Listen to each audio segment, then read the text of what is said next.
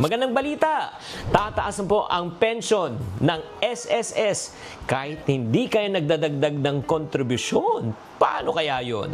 Hi there, this is Kitan, your pambansang wealth coach. Ngayon pag-uusapan natin ang kauna-unahang ikang pagtaas ng aumento, pagtaas ng interest o pagtaas ng pag-distribute ng ating retirement program. Anong ibig sabihin po nito?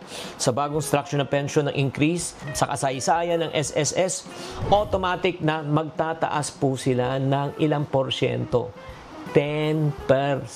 Yes, 10% kada taon sa loob ng 3 taon.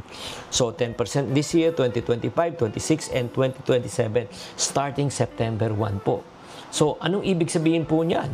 Napakaganda po ng benepisyo po sa lahat ng mga mga magre-retiree. From 10,000 pesos, pwede kayo umabot ng 13,000 pesos per month.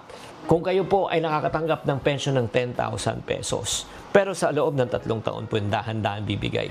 Kaya nga, pag tayo kumita na, ang tanong, paano na ba natin gagamitin? Una, magplano na retirement budget habang maaga pa. Kung tataas ang pension, ibig sabihin, huwag sana tumaas ang lifestyle. Igamitin po natin sa mga tinatawag natin mga pangailangan. Pangalawa, magdagdag na sarili pong ipon on investment. Ang pension na itulong, hindi dapat maging tanging source of income.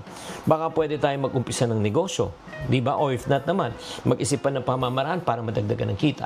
Number 3, magbayad ng utang. Kung meron kayong utang, di ba? Dumagdag ang pension. Di dapat pangbayad ng monthly, hindi po ng panggastos. Pang-apat, pwede pa tayo mag-aral ng passive income. Baka pwede tayo pumasok sa online business. Or if not naman, maghanap pa tayo ng opportunity. Kung hindi nyo kailangan ng pera, pwede nyo invest para lalo pang lumago. At para sa mga hindi pa nagre-retire, habang malayo pang retirement, dagdagan po natin ang kontribusyon para pagdating ng panahon, syempre naman, maganda ang matatanggap nyo. Gumamit na rin kayo ng SSF Simulator para makita kung magkano po ang makukuha ninyo. Tatandaan, ang pension ay blessing. Retirement is not the end, but it's the new chapter of your financial journey. Sana naliwanagan kayo, tatandaan, tamang karunungan, tamang disiplina ang susi sa pagyaman.